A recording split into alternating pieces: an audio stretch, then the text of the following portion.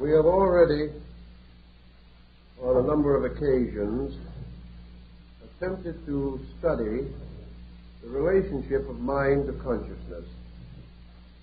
We hope in the present series to clarify this relationship a little more and to develop certain aspects of the subject which will have immediate and practical usefulness to us in daily living. As we probably all realize, in the course of the last century especially, the concept of mind has come to include the concept of consciousness. We regard these as almost identical terms. And while in certain departments of philosophy there may be recognized differences, in practical daily experience we take it for granted that whatever we think about we experience as consciousness. We think of consciousness as that which gives us the power to think. And when we turn our attention, our mental attention, upon any subject, we assume that we are examining it in terms of our consciousness. What is the essential difference, then, in the meaning of the two thoughts or terms? In idealistic philosophy, and certainly in classical thinking, consciousness implies participation as internal or experience analysis or value of an idea or circumstance. Thus, consciousness should enable us to say of something under consideration, "This I know." Nothing prevents us from saying this when we do not know. But I want to call to mind the fact that correctly the term "I know" should very seldom be applied. It must, such a term must be limited either to something entirely trite and of comparatively slight meaning, or else it must be reserved for something so profound, so deep an experience of consciousness that very few persons can legitimately claim to possess it. To say "I know" means that we possess the fullness of the fact or the truth of a thing. To know it means to totally comprehend it. To know it means to know its motivations, its most secret thoughts and processes. To know it is to know its cause, its true substance, its origin, its procedure, its method, and its destiny. To know it is to be completely and fully aware of every aspect of it. Not only its outward and visible parts, but its inward and invisible parts. Under such conditions, the term "I know" would be very rarely applied. On the other hand, we can say, "This I think," "This I believe." And thinking is a kind of defense of believing. We think about things, but we do not think with them. By the use of the mind, we can become aware of such qualities and attributes of things as may be known by the senses. And to the sensory evidence we add a believing, which is a distillation or an extension by mental process to an apperception of certain values beyond those most immediately apparent.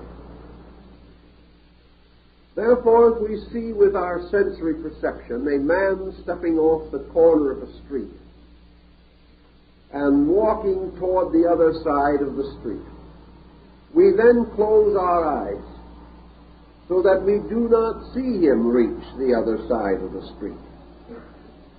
We will still, however, by the extension of our sensory evidence, assume that he reaches the other side of the street, and continue to visualize inwardly his advance toward what was obviously and evidently his original goal or purpose. Thus, by the mind, we not only see the visible parts of things, but we apprehend their probabilities.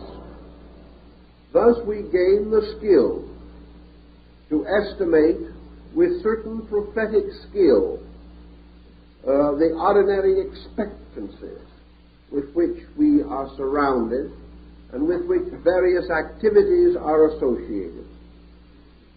We may therefore say that by the mind we may perceive the structures of things, their actions and conducts. And we may also reason or rationalize upon the meanings of things which are visible, thus developing a morality, an ethics, or even a philosophy. These being the extensions of things obvious, and their motions and certain probabilities derived therefrom. All through this process, however, we realize that thought is dependent upon sensory testimony. It is very difficult for an individual to think about anything of which he has heard nothing, seen nothing, nor which he has contacted in any way. Thus it is difficult, if not impossible, for a person born blind to estimate the significance of color differences, or a person born deaf to estimate correctly tonal intervals. If, however, man has once possessed such faculty, but has lost them, memory, a mental power, comes to his assistance, and he may revisualize or revitalize such memories as are necessary to assist him to interpret incidents when some faculties have been disabled and can no longer testify. Substantially, however, the mind is built upon observation and upon reflections about things observed. These reflections, particularly, because they become more or less abstract, and because we are rather proud, in fact, a little awed by our own reflective ability, these reflections may be mistaken for consciousness. It may be assumed that when we enter a reflective or meditative state, we escape from the normal processes of mind into some extrasensory dimension of knowing. However, this is not strictly the case. For what we usually call reflection is merely one of the numerous faculties available to us in the general structure of mental phenomena.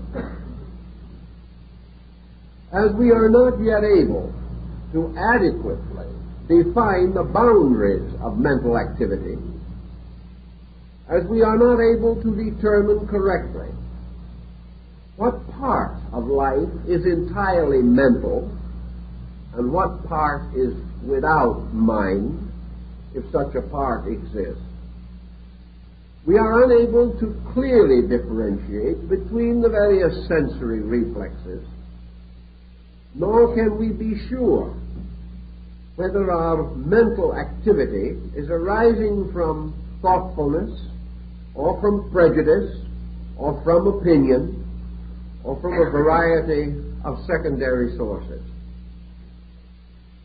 We are told that man may say, "I think, therefore I am."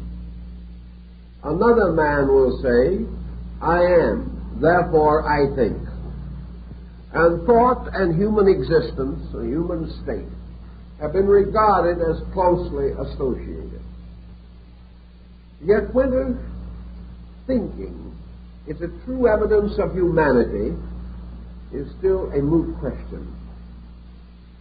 For thinking has been indulged in since the beginning of history.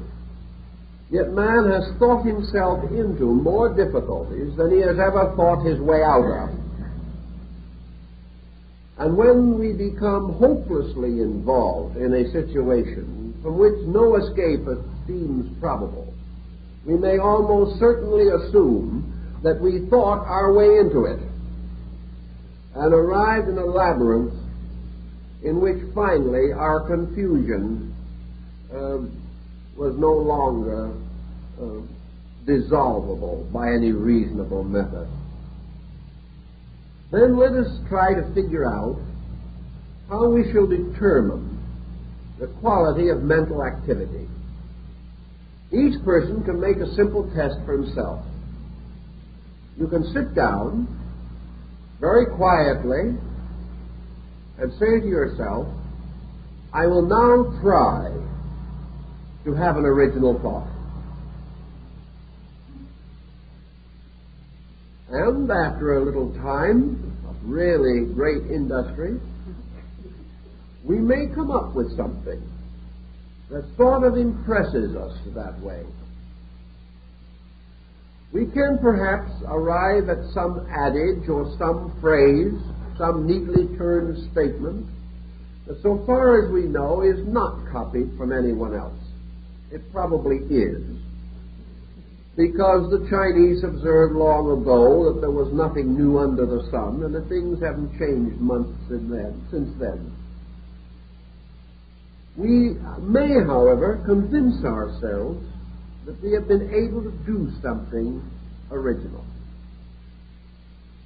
If we really feel this, then we should more carefully analyze. Have we really had an original thought? Or have we rationally extended a previous pattern of thinking? Usually this is the case. Thus, in the patent office in Washington, there are thousands of patents which state themselves to be new and useful improvements upon something, for one patent that claims to be an original idea. In fact, it becomes a very difficult problem even in the patent office to determine originality. And it is usually considered sufficient, so I am told, to say that originality relating to a patent is the presentation of an application not already covered by a patent. It is assumed that it is original if someone else has not already patented it. This, of course, is an obvious error. For most ideas arise from the extension of thinking from something already familiar toward a new or improved application of that principle. Psychologically, there are two sources of ideas which can arise in the mind and may seem to have an originality in them.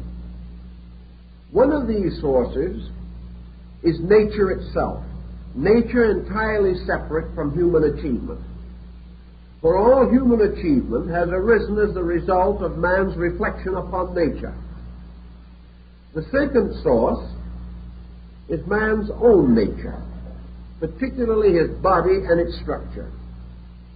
For hundreds and thousands of devices which we now consider indispensable and for which we give great credit to early discoverers are merely adaptations of functions and processes of the human body, adapted to some external usage. And we have discovered that there is a kind of analogy moving through nature. And because it was necessary for man, as a metropolitan being, to have a certain circulation and a certain great function of excretion, the study of this in man and its application to social structure resulted in the development of the great sewers and aqueducts of Rome. They were based directly upon the processes of the human body. Perhaps those who actually invented these devices or advanced them did not know this consciously, but because they had lived constantly in the presence of a universal ingenuity, in the presence of procedures, processes, and methodologies in the earth and in the sky and in nature around him, man finally adapted and adopted these things, finding uses for them in the development of his own way of life. Experimentations with musical composition have revealed again and again that unconsciously nearly every great composer has appropriated fragments from the melodies of other composers. He does not even know this, but he instinctively draws forth these fragments, and his contribution is not newness, but a new arrangement, or the bringing together of parts previously not united. In other words, another way of saying, new and useful improvements, or the extension of some available idea further into application or specialization. From all this, we have to realize that mentation is a kind of exercise or activity upon a level. Mentation may expand to the corners of the world or extend into innumerable fields, but it is bound by a certain level of altitude. It cannot ascend beyond a certain point, and if it descends too far below this certain point, it also loses effectiveness.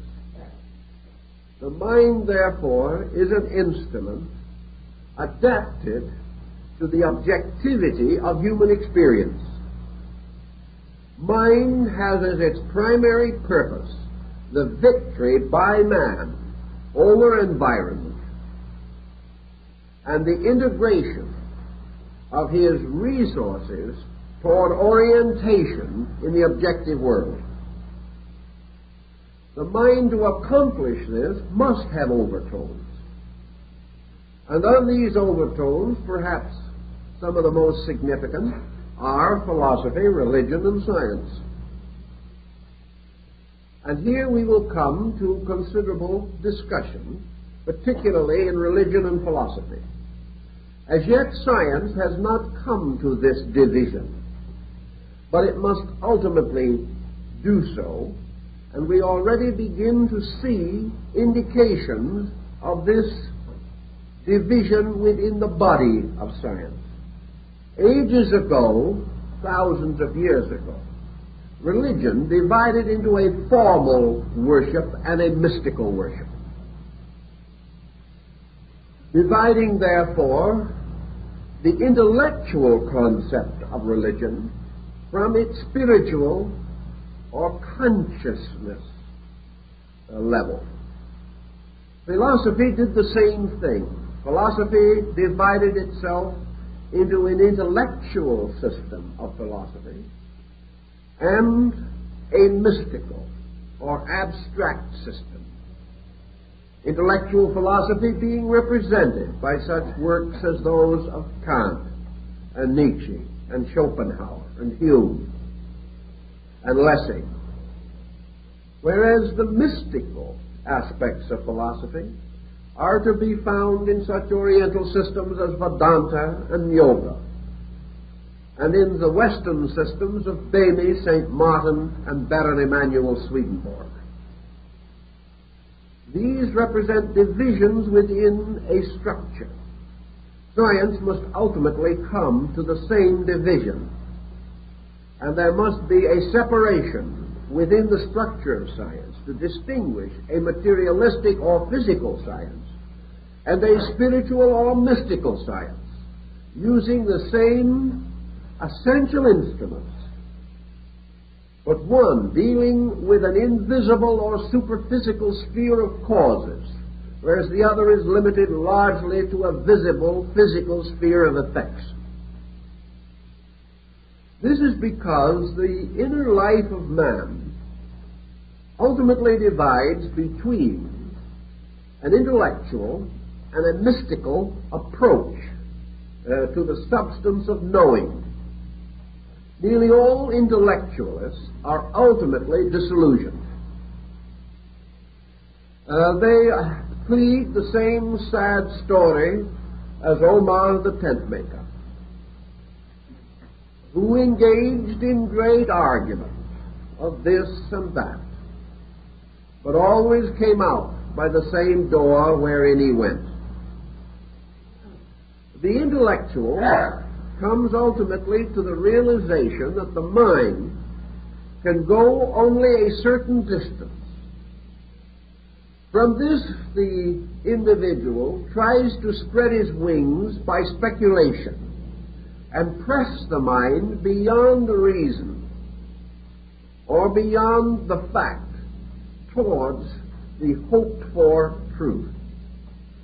In a little time, however, this speculative instinct passes out of sober control, for as landmarks are lost, similarities and familiarities are left behind. The mind gradually ceases to have a functioning power of its own. Deprived of all cooperation from the sensory and reflective parts of itself, the mind ultimately goes to sleep. It has no possibility of escaping into consciousness or departing from the world of phenomena to which it belongs, by which it was generated, and concerning which it is completely absorbed and dedicated. Buddha points this out very clearly, for he makes the mind to be a production of sensory reflex. That it is not the mind that makes man see the world, but it is the world which makes man have a mind to see with. And all of our sensory reflexes are totally dependent upon objectivity for their own existence. If there was nothing to see, the faculties of sight would fail. If there was nothing to hear, the faculties of hearing would fail. But there is a very interesting thing, a problem that has long been debated. The old story is, would there be any noise if there was no one to hear it? We may say definitely that if man did not hear sound, he would dwell in silence. Therefore, silence arises either from the end of outward sound or the termination of inward hearing. Either can produce the same result. According to the Buddhist concept, therefore, the ear and the thing heard are in indispensable relationships with each other. And hearing or sound is the product of their union. And if either be removed, the product is destroyed. If this is true of the entire mental nature, then mental phenomena generates the mind, which in turn reflects upon mental phenomena. Remove the mind, and the mental phenomena ceases. Remove the mental phenomena, and the mind ceases. They are utterly interrelated and interdependent, one upon the other. The mystic, assuming this, has also assumed that it is quite easy for man in his search to overestimate the mind, and by failing to understand the instrument, to lose the skill to measure, weigh, and analyze the importance of its activities. We can never know how important thinking is unless we understand the process of thinking. We can never know whether we should follow our thoughts or not until we know how they are engendered, why they are generated, and the processes by which they are perpetuated and communicated. Thus, to accept the mind on faith is to accept the unknown, to accept our own thinking on faith may be foolhardy. And if we are badly trained, to accept our own thinking may be a catastrophe from which we will not even recover. To achieve, then, a certain attitude of wisdom, we must realize early in our search for realities that our own thoughts are not important, that nothing is true because we think it is true, nor is anything untrue because we do not think it is true. Believing is not knowing. Hoping is not knowing. And every procedure which arises in the process of mentation is no more valuable than the instrument that produced it, and no more significant than the level of action with which it is concerned. Man believing totally and completely in the importance of a material way of life will find thinking more valuable to maintain his concepts than a person who had a different concept of living itself. We live objectively in a world where thought and scheme and plot and plan are vital to our success. But they are vital only to our success in this dimension. They are vital only to the advancement of ends, which may or may not have any importance whatsoever in themselves. Usually they do not. But they are important because our own mind has told us that they are. And it is a brave man indeed who questions the profound thinking of himself. If, therefore, we wish to practically examine our own problem, we must realize that we have lived always upon surfaces. This does not mean that we are content to do so. I saw some articles recently, a study of brain structure, which pointed out that man at the present time uses less than 20% of his potential brain surface for processes of mentation. Also, it is noted that most of the thinking of man is now done on the surface areas of the brain. Whereas it has been also pointed out that there is much reason to believe that it is possible to stimulate the thought processes in the dense areas of the brain. This may mean an interesting analogy. Man's surface thinking with the surface of his brain. The hope that sometime his thinking will deepen as he uses the depth parts of his own thinking equipment. In any event, we do think on surfaces. And whenever we become involved with a problem that requires grave thoughtfulness or decision or value, we're usually in trouble. We do, however, have an advantage which in some ways compensates for numerous liabilities.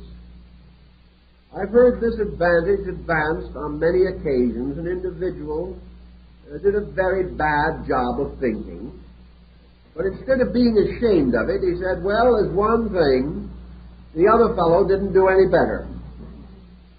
Now, one of the things that saves us at the moment is that others are not doing it much better. It is not how well we are doing things, but that in the competitive procedure of living, our friends and associates and even our enemies are just about as inept at thinking as we are. Therefore, if we have one stray thought just a little better than theirs, we are on the way to victory. There is the old Spanish proverb, in the world of the blind, a one-eyed man is king. And in a world of those who think but little, even those who think badly have some advantages. Altogether, what saves us is our common stupidity. If the world, as Emerson points out, really let loose even a thinker, everything would be at hazard. However, presuming that the world did let loose the thinker, what would the answer be? All he could really do would be to organize the objective structures of things. He might produce a highly perfected and highly skilled blueprint for human conduct. But with all of this, he would probably be in the same position that man has always been in. Namely, he would require an army and a police force to enforce his own improvements. Because working with others who also think, he will find that every thought causes a reaction of antagonism from others. And as long as thinking is always on a level, and this level is objective, we are not going to have the integrities necessary to cause any problem to come to a proper and permanent solution. We're simply caught in the immaturity of our own perspective.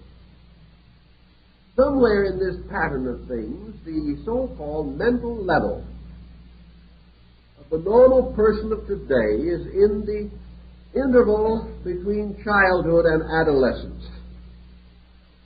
The motion picture industry has said that the average member of an audience is 12 years old mentally. I can't say that the film industry has done anything to help these youngsters to grow up. But at the same time, thinking, even within the mental range,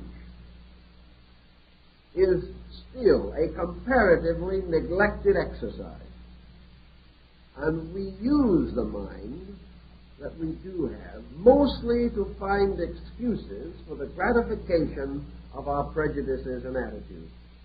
Buddha points out that we usually exercise the intellect to defend the validity of our own mistakes.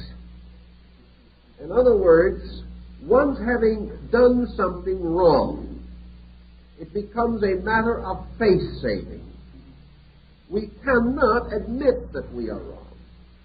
And we find it, therefore, easier to try to force ourselves to convince either our own lives or the lives of others that we are right, and to develop ingenious methods for supporting mistakes, or perpetuating them, or making new mistakes to bolster them up. And so finally, somewhere along the line, the whole flimsy structure falls to pieces together. If then we begin to analyze our thinking, even superficially, we realize that the mind has certain uses. That within the sphere of these uses, it is most vital, most important, and most helpful. But when expected to produce that which is not natural to it, or introduced to problems which are not reasonable for it, the mind produces conclusions or findings which are deceptive and irrelevant. And the mind, for instance, is very useful in memorizing telephone numbers, which are quite important to us. It also enables us to keep our appointments with reasonable punctuality if we can keep our minds on it. It also enables us to add up the multiplication table, to remember the things we learn in school. The mind also, perhaps, assists us to develop a strategy to protect our economic survival, or to anticipate the hazards which may come to us in business. The mind may encourage us to providence, encourage us to certain frugality. It will also open to us another kind of memory, the memory of our race, and that is tradition. It will enable us to profit from the mistakes of the past, if we so desire. It will enable us to remember or memorize efficient methods which have come down to us as skills in trades or professions. Also, the mind will enable us, perhaps, through a series of symptoms, to diagnose an ailment with some degree of success. Although from the same group of symptoms, 20 doctors may come to 20 conclusions, all different. These conclusions, therefore, indicate that the doctor, with the same symptoms to consider, is an equation in his own diagnosis. And because of the specializations of his own mind, or the attitudes to which he is addicted, he colors even his ability to interpret a series of simple landmarks. Everywhere, therefore, we do observe that the mind colors, and that in almost every procedure we find the mind, to a measure, over-anxious to please us, desirous of coming to that conclusion which we expect or demand, attempting to prove what we want to prove, and to disprove what we do not want to prove. If we wish to regard a person as unpleasant, the mind will assist us in every way to ferret out every undesirable characteristic of that individual. If, on the other hand, we have a natural affinity to that person, the mind will then set to work resolutely and obscure every defect in them. It is as though the mind was a kind of yes man, always arriving at the conclusion we demand of it. And to the degree that we do demand, the mind will be dishonest in our favor. And as this is what we wanted in the first place, we consider the mind admirable in every way and practically infallible, simply because it arrives at the conclusion that we desire. It also has another wonderful ability to forget. And when the conclusion proves to be wrong, the mind is able to escape all blame by transferring the injury to someone else or to some other time and some other place, And the individual, just proven wrong, will immediately start out on a new course of infallibles, never pausing to make any correction in the instrument resulting in the mistake. Thus the mind has an advantage that very few other persons or other qualities of life enjoy. The mind is the only instrument that we have which passes judgment on itself, therefore can always be found in an admirable state. We have no way of examining the mind except by the mind. So when we say to the mind, "Are you all right?" the mind will certainly say yes. Or if we say to the mind, "I do not like what you are doing," the mind will say, "Neither do I." It will always please us, it will always gratify us, and it will always lead us into further trouble. This in contradistinction to the general idea that we have that the mind is a noble leader of our living, that it has something resembling the qualities of a Cato or a Cicero, that it is fair and honorable, a mighty judge among judges, and that it sits aloof from all things, judging righteous judgment. Nothing could be further from the case. The mind is in every mess we get into. It is a Mephisto, ever ready to gratify our every desire. And then when trouble does come, the mind looks perfectly blank and said, "I have nothing to do with it." If the mind, then, is not behind all this conspiracy, what is? Behind the mind, undoubtedly, in the case of man, is what we call blind pressure. This blind pressure is simply emotional tension. It is intensity. Man says without thought, "This I like, this I do not like." Whenever he sees anything, he says, "This I want," if it is in any possible way useful to him. If he sees anything utterly objectionable, he says, "This I do not want." And having, by the intensity of attitude, determined a course of procedure, he then turns the detail of the procedure over to the mind, the duty of which is to prove that he is right, to advance every purpose as he wishes it to be advanced, and to block every situation which he desires to have blocked. The mind, therefore, is actually the servant of the emotional intensity of the individual. The mind does not control emotion.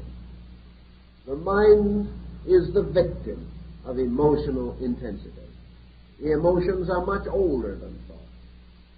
The emotions rise in instinct and impulse, and these control and direct life, so that what we call living is largely mentally sustained impulse or mentally sustained intensity.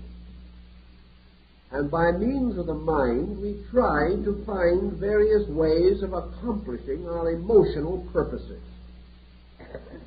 Our emotional purposes of love or hate, of possession and loss, of joy and sorrow.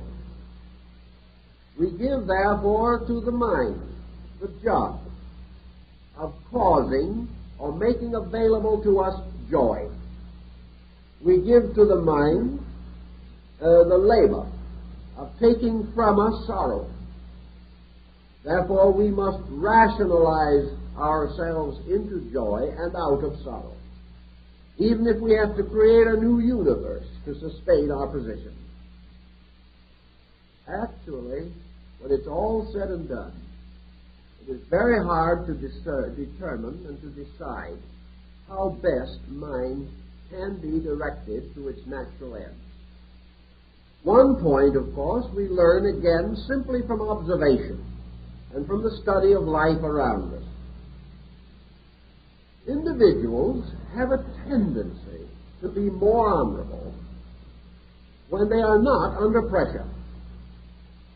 They have a tendency to be more honest when the advantages of dishonesty are fewer.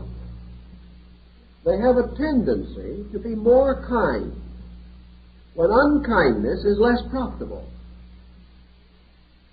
Also, we observe, as Mohammed pointed out, that most individuals are probably born honest and are gradually educated out of it by their friends and relatives.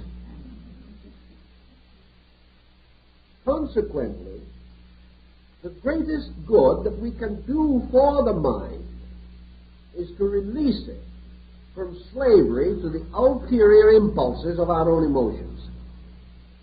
If we can actually say to the mind, you are a learned counselor, I want your opinion, and I am not going to give you the slightest hint of how I want the episode to be interpreted.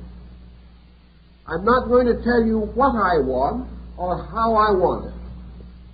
But this is the catch. All this conversation is itself arranged by the mind. Therefore, we have got to find a way of preventing the mind from knowing that secret by which the mind will be contaminated. We can say to ourselves, I want the mind to tell me honestly what kind of a person Joe is. Of course, I think he's a skunk. But I'm not going to let this influence my mind. The thing is done already. The moment he internally admits or assumes any attitude, the mind is already conditioned. And it is rare indeed to find a person who can come to a completely impersonal or impartial judgment on any subject that has any bearing upon his own affairs. This is why justice back in Egypt was blindfolded, and the goddess Maya, who carried the scales of the balance, was represented without eyes. It was to indicate that appearances must have no effect upon judgment, and also that we can only be just when we judge those things which have no profit in them for ourselves, and more than that, deal with subjects about which we have no preconception of any kind, and try to find an individual that meets that requirement. It is impossible, practically, to find a person today without preconceptions on almost every subject, even though he may not personally be involved. He is victimized by the press, by propaganda, by news, by all kinds of conditioning factors. And he is highly conditioned by the opinions of the learned, the informed, or experts, whom he regards, therefore, as suitable sources of information and upon whose opinions he builds. These people may be entirely wrong, but they become part of his basic mentation.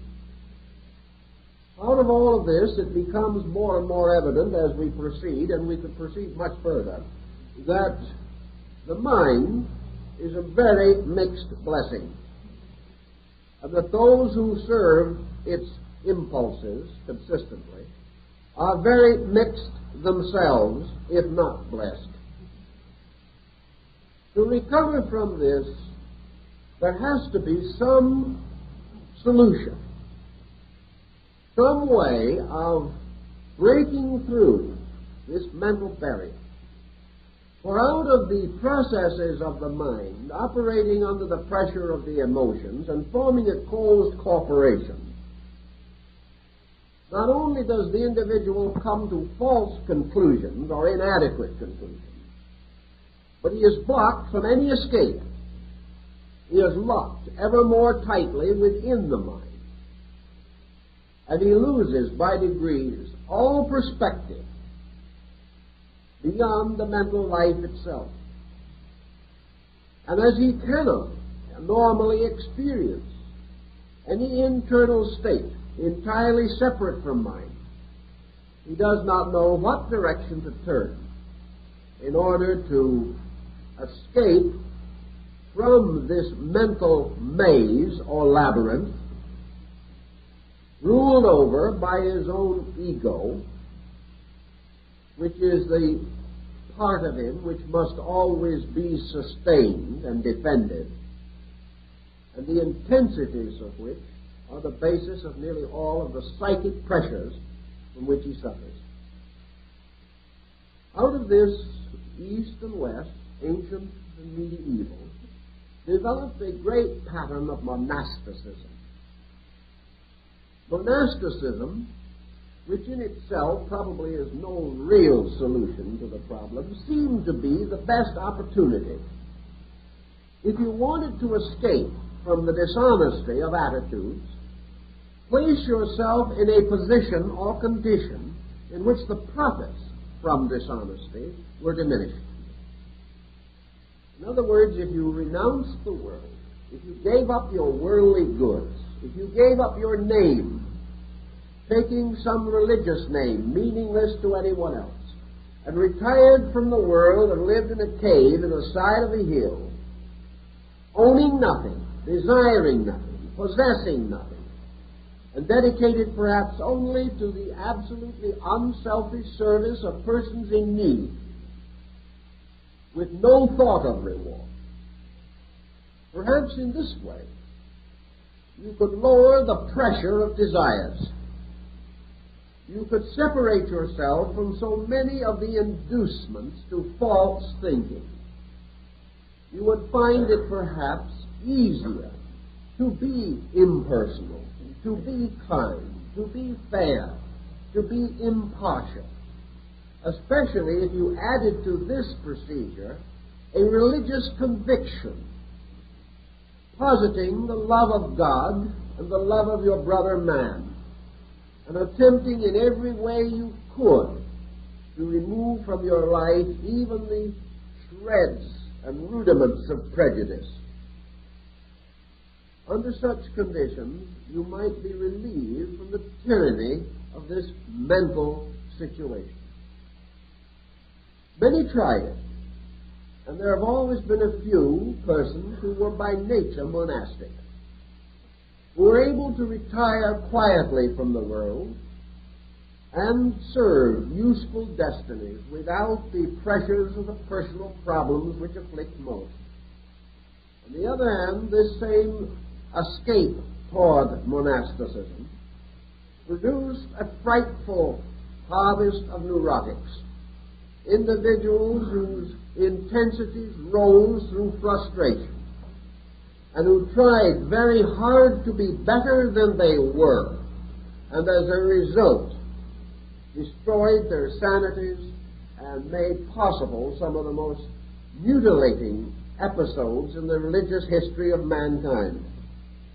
So here again, there was no proof of a way out. But there was a principle involved, namely that honesty of thinking is in some way related to honesty of motives. That the individual who really and honestly wanted to be honest and had this desire basic within himself, had certain advantages and could depend upon his mind to serve him more effectively than it would serve persons with lesser standards of integrity. Consequently, antiquity emphasized the importance of idealism, of gradually elevating through thought things which were most important to highest position and estate, placing the contemplative life above the aggressive life, placing the life of wisdom above the life of barter, and also admitting that as man must earn his bread with the sweat of his brow, that it might be possible for him to maintain his economic status through reasonable indulgence in economic endeavor, and at the same time have another life, a life to which he could escape at the end of the day, a life of beauty and of value, in which principles would have an opportunity to be strong against the pressures of prejudice. The division, therefore, of the life of man into an ideal inner life was regarded as useful, inasmuch as it prevented the complete obscuration of ideals. It gave the person interior anchorage against the storms and tumults of the outer life.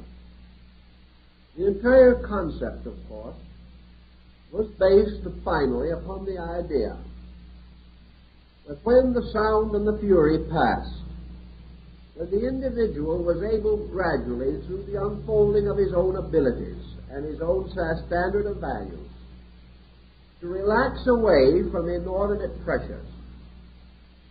He could gradually come to the state in which he would allow his mind to be honest. And each person can do this to some degree. I rather like some of the ideas of Buddha on this point also. He called attention to his disciples that it was not assumed that the average householder, the average student of the inner life, was to depart totally from all thought, leave the world behind and become an ascetic. This was not intended. This was only for those who had some strange karmic destiny that pressed them on to this, and also only for those for whom the way opened, so that this could be accomplished without evil to others, neglect to responsibilities, or by setting an example detrimental to the character of others. Buddha did point out, however, that if the individual would make one small correction in any area where he now has a fault, this one small correction will so greatly change his life that he will see the true and complete proof of the importance of growth, and he will be inspired naturally to such correction as is possible to him. The improvement of living comes not from merely contemplating perfection, but from the immediate achievement of some one small particular good thing, which in itself causes a general release of life from limitation or restriction. Assuming then that the mind can be given an opportunity to function, that it is not miseducated, that it is not perverted or corrupted by its own owner, that it is not given license to misrepresent itself, that a certain reasonable check is given by which the mind is itself disciplined to judge itself.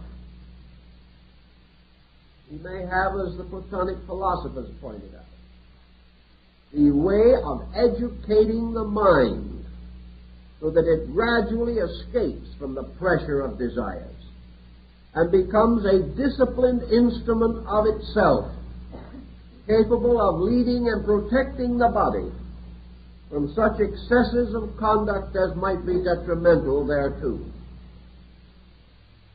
For man, then, from his very name, which in the ancient Hindu language, from manas, means the thinker, man is capable of educating the mind as he would bring up a child.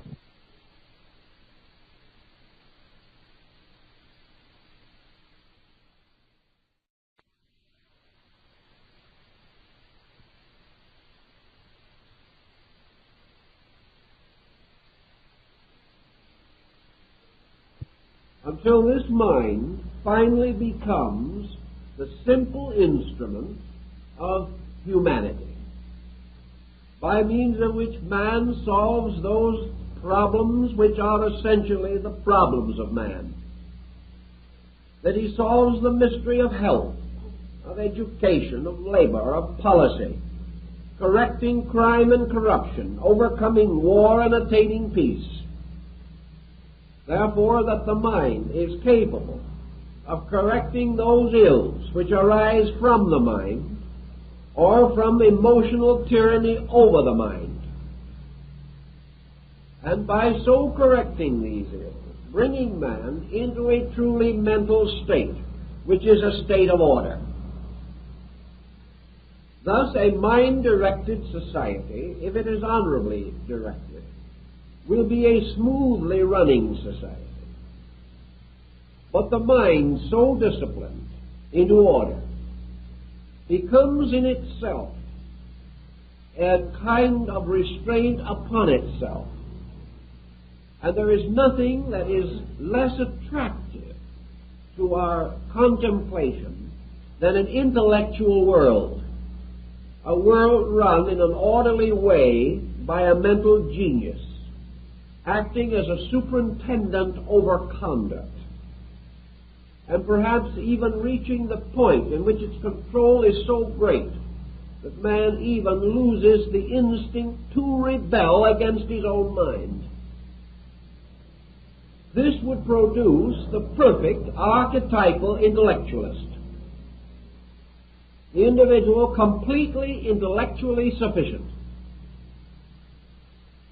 But no one wants to be that person, because, for one thing, something glamorous and beautiful is lost. Man really is almost like the Arab of the Arabian Nights. He would rather live glamorously than securely. He would rather have a dramatic existence with tragedy than a mediocre, monotonous one with perfect security. When it comes to actual living, man wishes glamour and drama. Now, this wish also has a place in his total makeup. His emotional life, like his mental life, has demands. The demand of emotion is for beauty, for color, for drama. The redeemed, enlightened, or directed emotions must therefore have in them no longer hurtfulness, but a tremendous intensity of satisfaction through the contemplation of their own most worthy instincts and impulses. The great musician, the great artist, is as important, if not more important, than the perfect intellectual.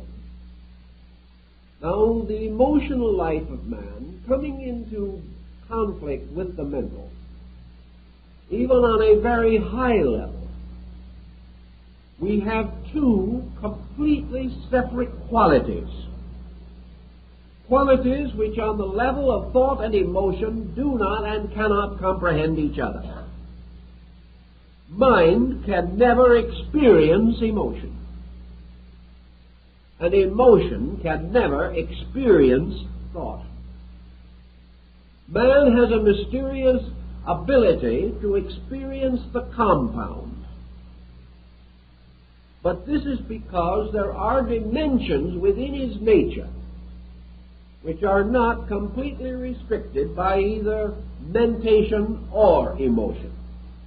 If man was not in some way superior to both, he could not reconcile them in his own experience, nor could he share them and arbitrate them and mingle them almost as an alchemist might mingle the irreconcilable elements of fire and water.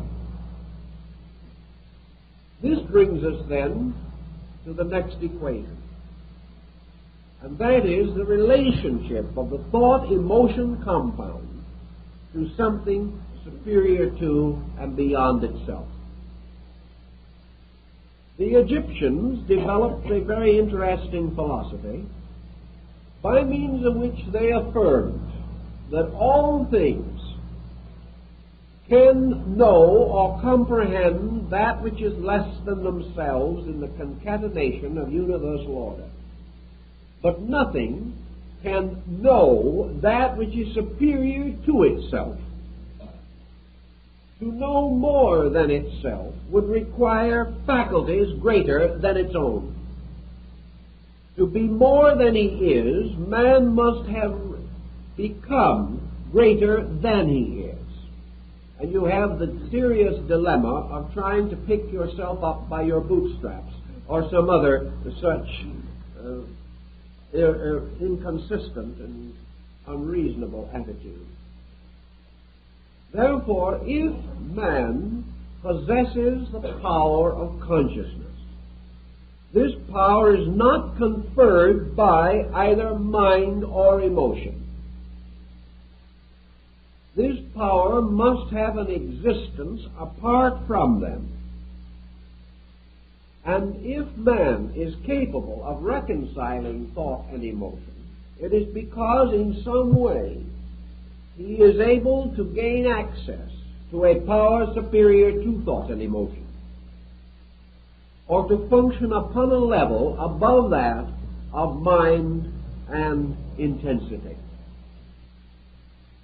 The ancients held, therefore, that consciousness, which is the actual ability to participate in the experience of a thing, differs from mentation in one particular, that the mind approaches all things from the outside. Consciousness experiences all things inwardly, experiencing their inwardness with its own inwardness. Consequently, mind, like sensory perception, looks at. Consciousness looks into. And we are reminded, of course, of the familiar adage and statement made by the great Jewish philosopher Rabbi Maimonides. This man pointed out that beneath the body which inhabits the garments is a soul. Beneath the soul, or within the soul, is a spirit. And he said this is also true of the law. For the body of the law is the Torah, within which is the Mishnah, or the soul of the law. And within this is the spirit of the law. And in all things, the letter of the law killeth, and the spirit of the law giveth life. Therefore, all things known inwardly become radiant or filled with light. All things known only outwardly are known by their appearances, their shapes, and the shells which conceal their true natures. Mind can intellectually recognize the existence of a life within bodies, but it cannot experience this. Emotions may feel or believe in the life within a body, but emotion of itself, untransformed and unregenerated, cannot experience this. Consequently, there has to be a dimension by means of which the experience of the inwardness of things and the universality of things may be available to man. The ancients, for the most part, assumed that consciousness, per se, was not a human attribute, that it was not a part of man, but that consciousness actually was the state of God. That what we call the divine nature differs from all lesser natures, inasmuch as the divine nature is the knower, and subsists and exists according to the nature of being, having an essential substance, and having an eternal awareness of this essential substance. It does not necessarily follow that universal consciousness is aware of its own consciousness. Rather, we must assume that universal consciousness is an existing state, a kind of sea or ocean of life. That this consciousness pervades all things. That it is known only to itself, if at all. And that no other type of mentation or emotional cognizance can be directly aware of it except by judgment or rational extension. Thus the mind, as in the present moment while we are discussing together, is capable of assuming the existence of consciousness. It is capable also of fashioning an intellectual definition of consciousness. It is furthermore capable of rationalizing the absolute necessity for consciousness as the common substance and denominator of lesser states, the reconciler of all opposites, and a state of unity or totality without which the universe itself could not endure. Mind can therefore tell us of this, and by negative definition can convince us and assure us, even to the point of our own acknowledgement, that such a condition does exist, and that there is a being according to essence in nature, and that this being is different from all inferior beings because it is more than they are. It is therefore more than time, or it is eternity. It is more than parts. Therefore it is wholeness. It is more than divided knowledge. Therefore it is wisdom. It is more than the numerous virtues. Therefore it is the good. It is superior to nature. Therefore it must be part of the cause which engenders or generates nature. It is greater than man. Therefore it is divine. These conclusions we arrive at. And from these conclusions, great rational philosophies and religions have been built. And these rational systems are not bad, nor are they necessarily corrupt from any such conclusion or belief. If corruption enters into them, it is because they have departed from value, not because they have affirmed something greater than themselves.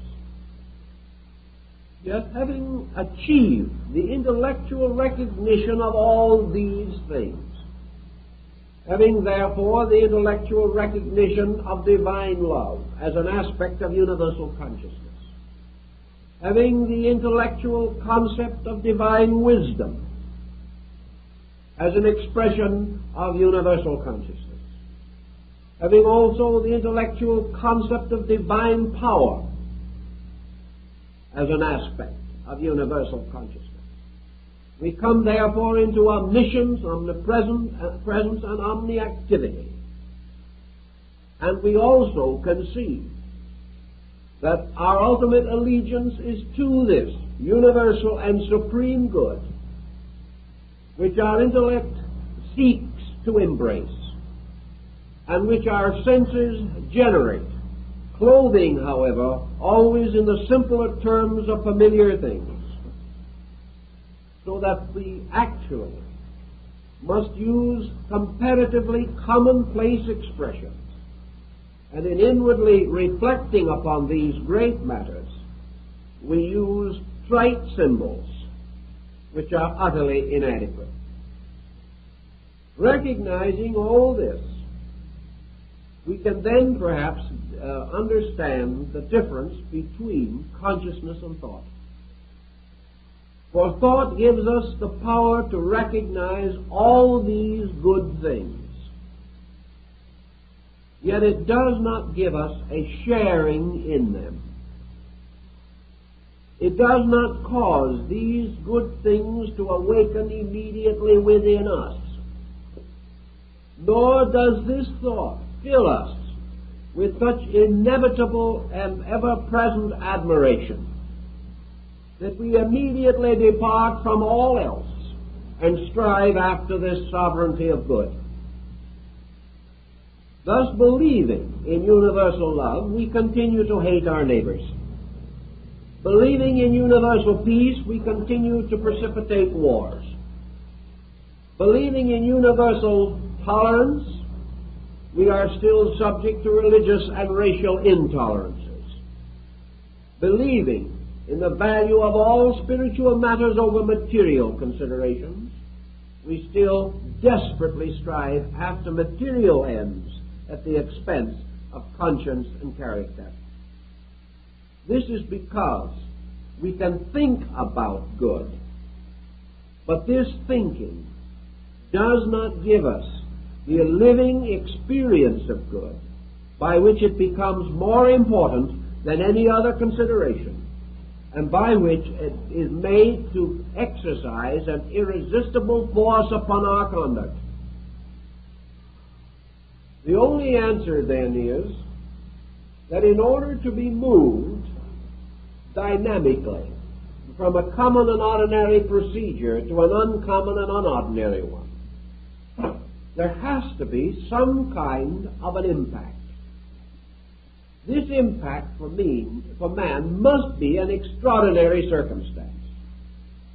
And such an extraordinary circumstance is usually an experience of consciousness arising from catastrophe, from crisis, or from some tremendous revolution within the temperament of the individual. The moment that an experience of consciousness takes the place of a mental concept, the individual becomes identical with his objective. He does not contemplate it, he is it. He is not given any longer the privilege of deciding which is better. For in the experience of the best, all else becomes unimportant. Consequently, our deepest philosophies have always impelled man to search for the experience of consciousness, by means of which a totality or a synthesis takes the place of a fragmentary knowledge or an analytical approach to truth. Consciousness, by the very experience which man has occasionally been able to record concerning it, is not something of particulars. Consciousness does not fill up the deficiencies of reason, nor does it necessarily bestow skill where aptitudes have not been properly cultivated. For the most part, consciousness is an impact of total value. And this impact is such that it can vitalize or sustain almost any kind of particular effort. We have no way of knowing whether what is termed the mystical experience differs with different types of persons. We wonder if the experience which comes to a scientist is different from that which comes to a monk in the desert. Is the mystical experience thereby conditioned to the intellectual background of the person receiving it? This seems doubtful for the reason that this experience is nearly always conferred under conditions which all classes of society have in common. For example, the businessman with the dying child has something in common with the prince of the realm with a dying child, or a savage in the jungle with a dying child. It is this common tragedy that unlocks something in the individual which is a common denominator of conscious experience.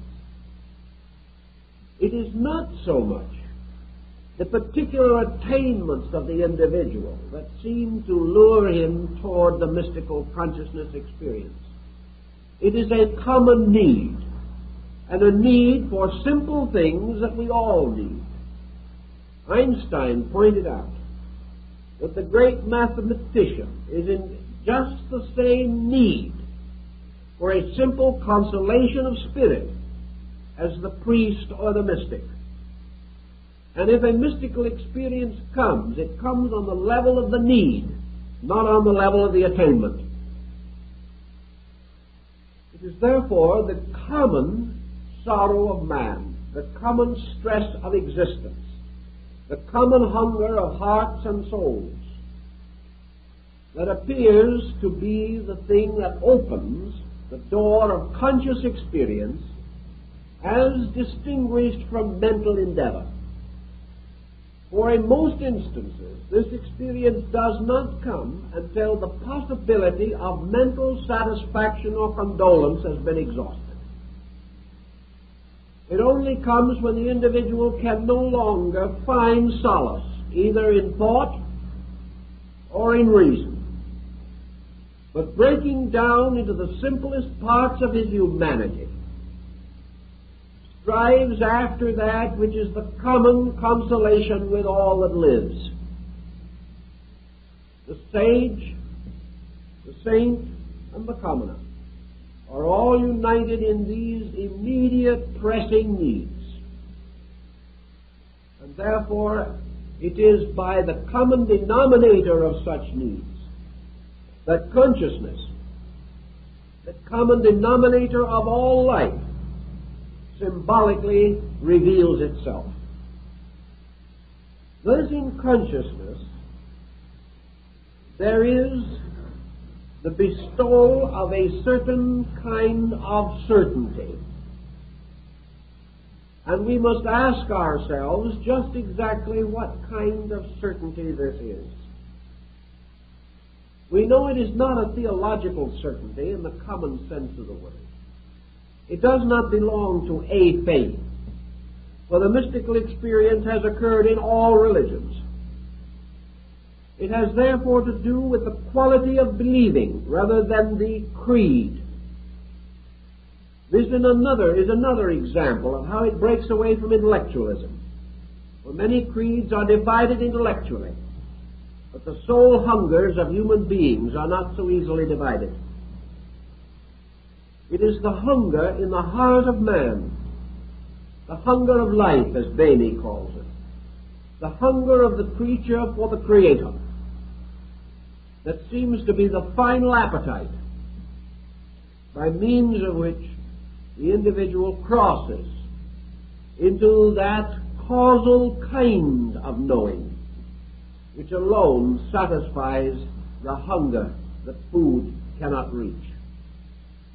Man requiring this bread, which is not of this world, this bread which is the food of the Spirit, gains his insight and consciousness by the hunger of his needing, rather than by the intellectual requirements of his mind. He is actually not searching for proof, for as one mystic points out, he was not seeking to justify God, or to know that God existed, or to prove God. He was simply seeking this peace which surpasseth understanding. He was seeking inevitably for this life, which is indeed the life of men, the life of conscious experience within. For without this, all is death, once man has recognized the possibility of its attainment. So consciousness to these mystics is not something over which man may exercise any control. The hour of its coming no man knoweth, for it entereth as a thief in the night. The individual cannot earn it exactly.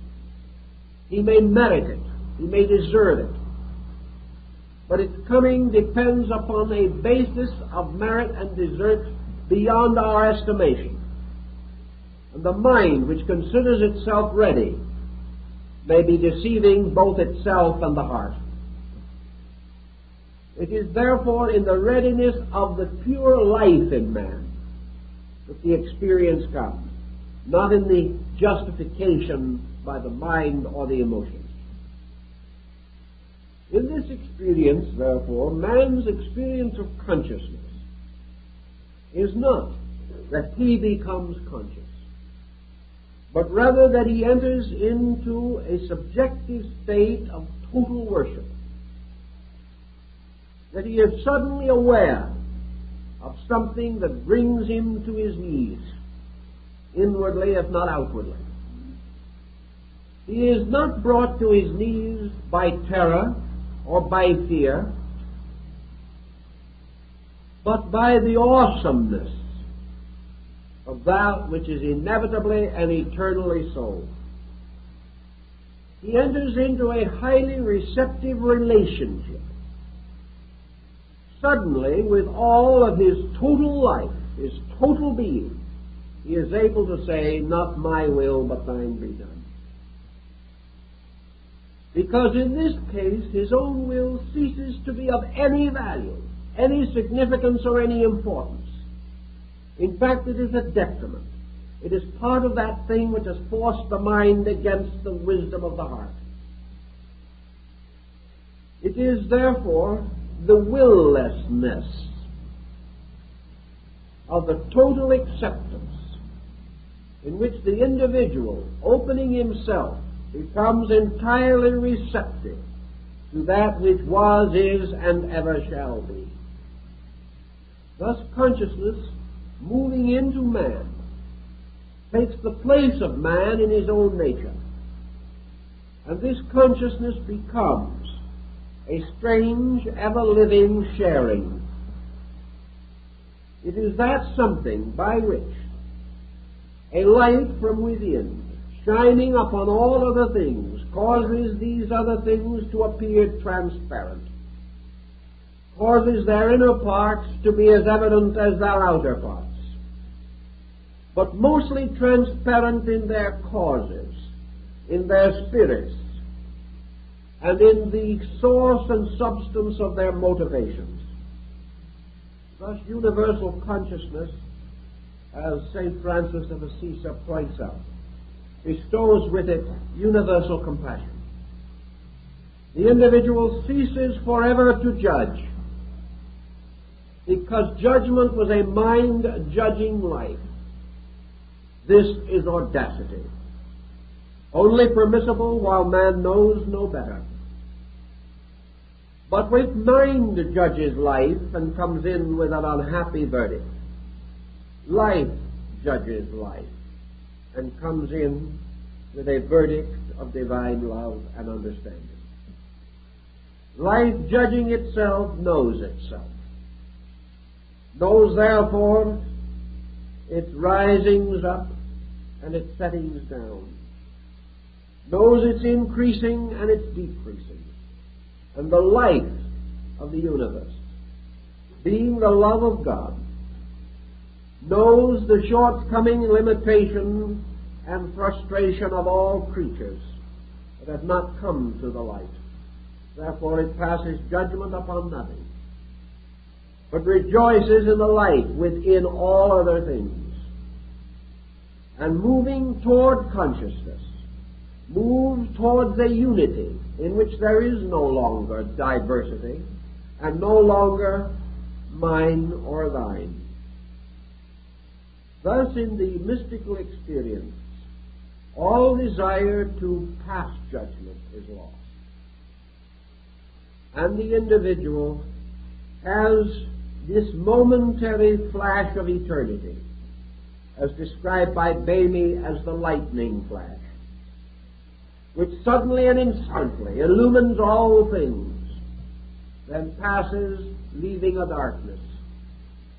But that darkness can never forget the light, and that which is seen in the moment of light forever destroys man's fear of darkness. For in the moment he has seen what is in the darkness, and he has seen that it is good. And in this goodness is the end of all his fearing. Plotinus declares that on only a few occasions was he lifted up into the blessed experience of his God. But in those moments he was as God. And being as God, he became as father, mother, child. He became parent and friend. He became leader and lover, all in one. And in the moments that followed these experiences, when life closed in again upon the mundane pattern of things, Plotinus said that these moments of eternity sustain the soul throughout the whole mystery of time. Once this experience has occurred, a man has the knowing and can say of inward things, "These I know." Against such an one, the shocks and arrows of outrageous fortune have no power or strength. And although the light itself may not continue to shine, man continues to know that it is there, separated from him only by the opacity of his own senses, and that wherever he sees darkness, it is merely because his eyes cannot bear the light that is behind the darkness. Thus in these experiences comes to man the courage or the strength to sustain him through the numerous vicissitudes in which material things close once more around him. But in these moments he has experienced the fact of consciousness. More than this, he has experienced the fact of immortality. He has experienced the fact of God, of totality. And for a few seconds he has been filled with that infinite love of life and love of God, which cannot be known on the sensory or emotional levels of man's external existence. Therefore, in those moments, his world is placed in order, in such an order that it can never again be shaken from that order. And in this, the opinions of others become meaningless. For his internal faith or knowing, this man may be persecuted and martyred, but he cannot be touched, because he lives in an inward, absolute participation in the fact of divinity. This, then, may be regarded as a negative definition, such as we are capable of fashioning out of the limited materials of ourselves, of this thing which we term consciousness. For consciousness is this wonderful power to actually be the other person, or to be the otherness of God in them. To come to this end, there are certain things that we naturally must attempt to do. All felicity must be deserved by man, for this universe is a merit system. Man must therefore come to the condition in which it is possible for him to accept such an experience, to merit it, to justly use it, and to need it, because there is within him already some resources which make it possible, and which will also assist the individual to preserve in honor this light which has been conferred upon him out of the universal abundance. To attain this end, then, mystics, philosophers, scientists of the past, and even those of the present, strive gently and unceasingly to achieve the likeness of consciousness so far as it is possible for them to attain it. They would discipline the mind, realizing that by such disciplining they reduce its negative forces and make it more and more like this consciousness which they desire. They feel, these mystics, that if their own natures become like a sanctuary, like a holy and sacred place, a garden of silence in a world of sounds, that if they prepare the temple according to the law, the living God will come and dwell in it. Thus, by purification, redemption of self, regeneration, dedication, and the serious, sincere, and honorable desire to self-improvement, man begins the slow but inevitable journey which will lead him through the mental life into the consciousness which is behind it. He must use first those faculties first available to him. But it is important in all of his philosophizing to recognize that aggressiveness, while it may seem a virtue in this world, is no virtue in terms of consciousness. On the other hand, weakness or negation is not a virtue. That in some way, in order to attain his divinity, man must suspend his humanity. He must in some way end this tyranny of mortality, not only in his body but in his mind. In some strange way, the mystical experience revitalizes or renews the body of man and gives him greater insight and courage. It also renews his entire life in faith, giving him the skill to serve others more effectively because he is less selfish. Perhaps the one thing that the mystical experience tells us more than anything else is that it is the ultimate of spiritual revelation, and that as the ultimate of spiritual revelation, it cannot be communicated. From this we should learn that in our effort to communicate, we may, if we are not careful, overdo to the degree that we overemphasize in others the importance of communication. Certainly, everyone who wishes to know certain things must be exposed to them, must have some idea about them. Aquinas was problemed with the question, what can a teacher teach? And he answers it in a moderate way, namely that the teacher can teach the individual certain basic principles which will cause that individual to desire to grow of himself and by his own effort. But consciousness cannot be conferred. It must arise within the psychic, spiritual life of the individual. Various inducements may assist man to live the life that will make the experience of consciousness likely. But motivation and every other factor must be correct.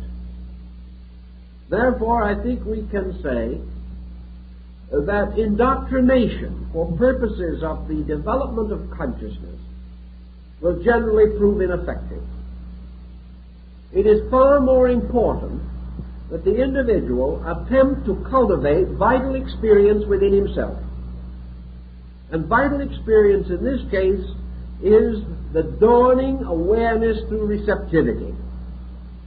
On a practical level, then, it would seem important to follow the doctrines or the ideas of Lao Tzu, or perhaps certain of the teachings of Zen, in the search for the intensification of the experience factor. One reason why we experience so little is because we do not even permit the full penetration of our mental faculties into the things that we are doing. From the standpoint, therefore, of the vitalization of our lives, the ancients invented or devised the concept of contemplation, by means of which we devote or dedicate our attention to something with the desire, the simple and natural desire to know and understand that thing better. Always recognizing that a relaxed receptivity to the messages of things cannot but result in increasing sensitivity within ourselves. The individual who can go forth, sit down quietly on the side of the mountain and become receptive to the sunrise or the sunset, can be receptive to the motion of the wind across a field of ripening grain. Perhaps such receptivity enabled Vincent van Gogh to place a strange and luminous color into this field of grain, a color which other men did not see, but a color which Van Gogh, perhaps in his madness, was able to capture on canvas. But certainly, this motion of life in the air in the wheat field can be experienced. It can move in upon man. It can move in with the song of the bird and the evidence of life. It can come to us through the eyes of those we know and love. It can come in the simple voice and song of children. It can come in the sound of the great cathedral bell. It may come to us in every phase and experience of life if we learn to sit quietly and accept into ourselves the messages of things.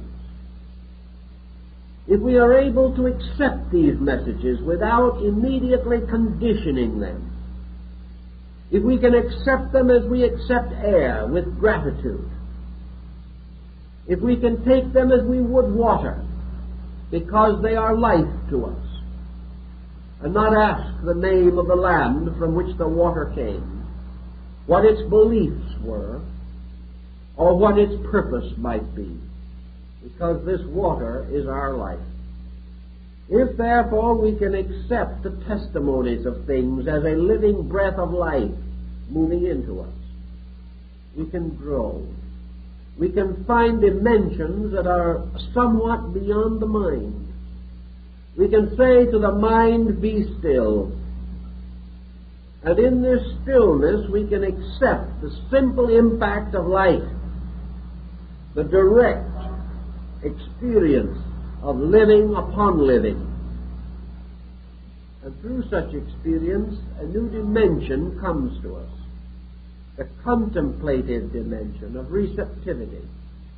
Perhaps the mind is still functioning, but it is doing so in a hallowed way. It is simply acting as a messenger. Through the sensory perceptions, it is telling us what we are seeing. It is not interpreting, because our will and our purpose and our ego and our desires for the moment rest in sleep. And it is the sleeping of self-purpose that leads to the revelation of divine purpose. In these simple things, by learning to thoroughly examine, we begin to appreciate. For appreciation comes always in the footsteps of thoughtfulness. Things first disliked or neglected, when thoughtfully considered, create in us admiration and respect.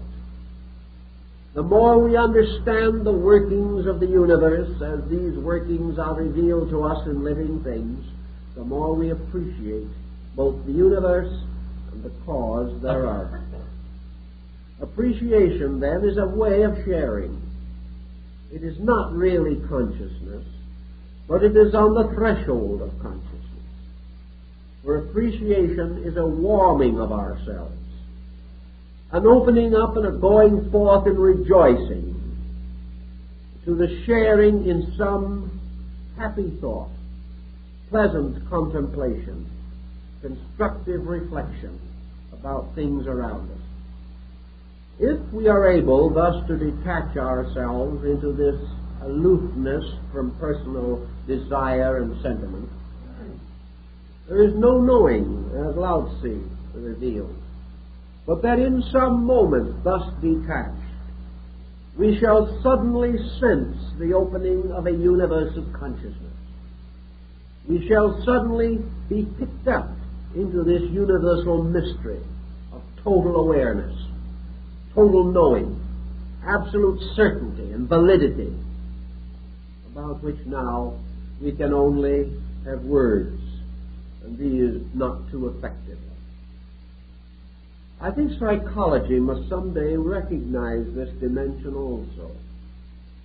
That what lies at the root of our need is this need of common consciousness or experience, to be gained only by the overcoming of separateness, as the dividing of our lives from all other lives.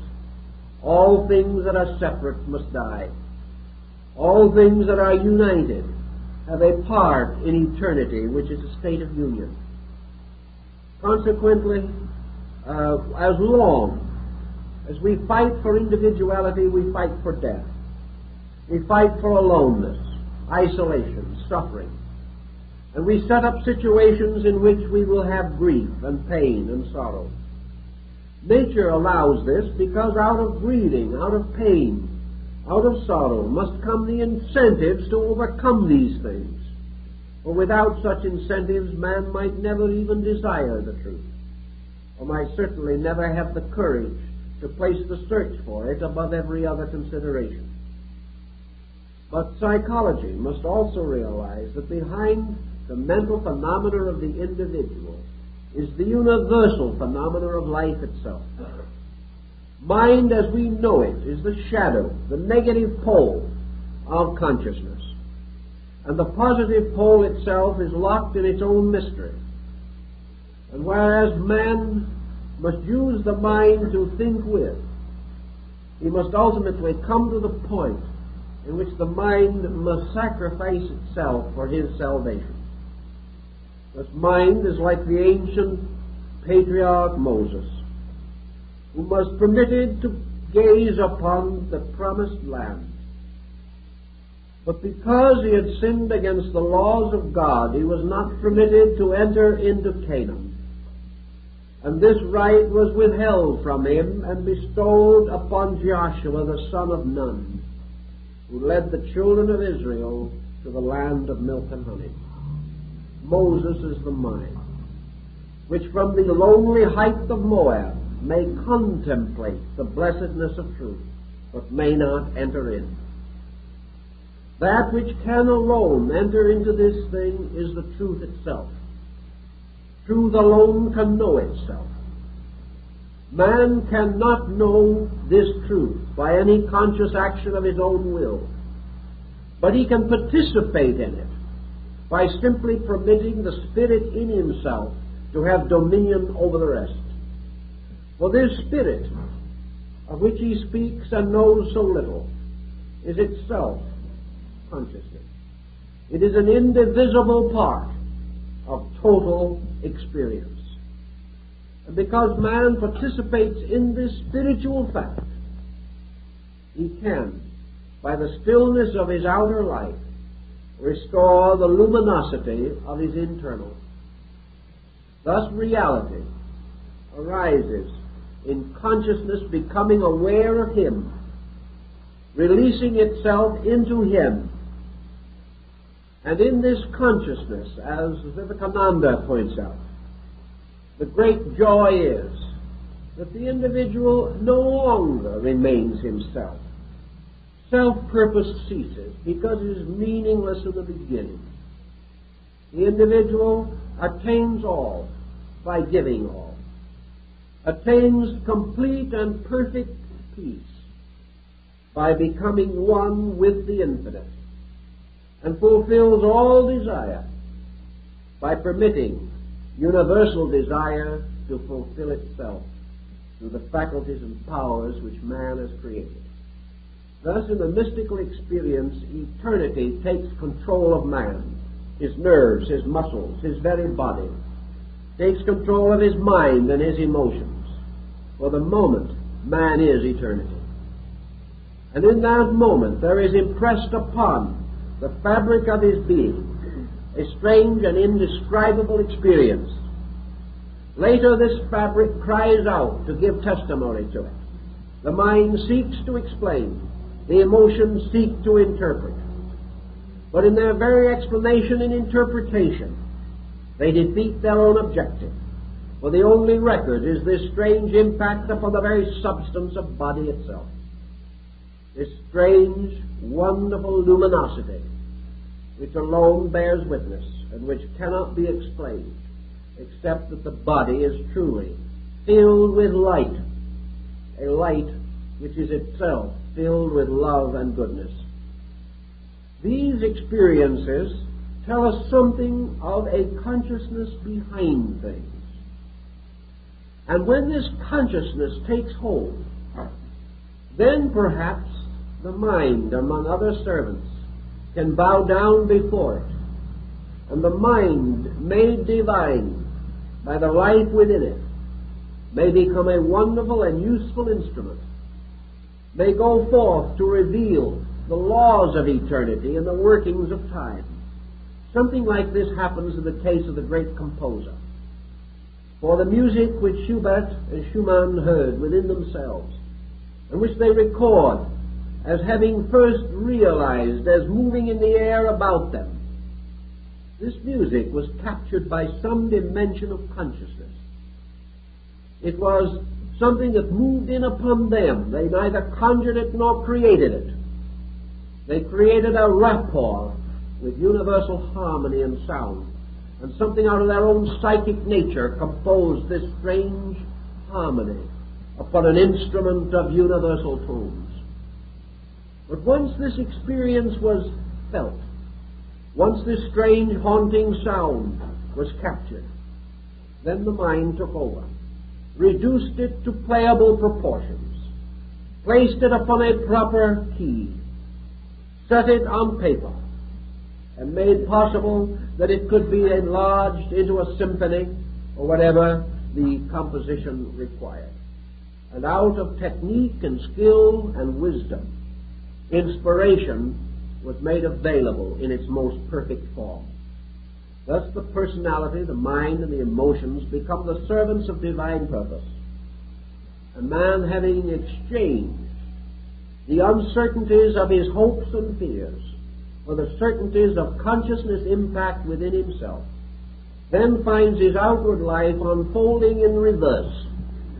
For instead of the outer molding the inner is molding the outer and expressing through it and releasing into the world those values and powers which we so greatly admire in those illumined souls whose contributions have earned our homage and admiration. In our own way, we must each pass through experiences of this kind, trying to gradually differentiate between consciousness as God life light in us and mind, which is the sum of our own struggle. Mind can help, but consciousness can save. And that which mind divides and wounds, consciousness shall unite and heal. For in all unit consciousness, total life, all good things come into their natural and inevitable works, and all which is divided or imperfect shall vanish away. And the individual, having experienced this, moves triumphantly along the way of life with perfect assurance within himself that he lives in a world of God and truth and light and love and wisdom. These things make his own labors possible and give him the infinite courage to continue according to those principles which he knows to be true.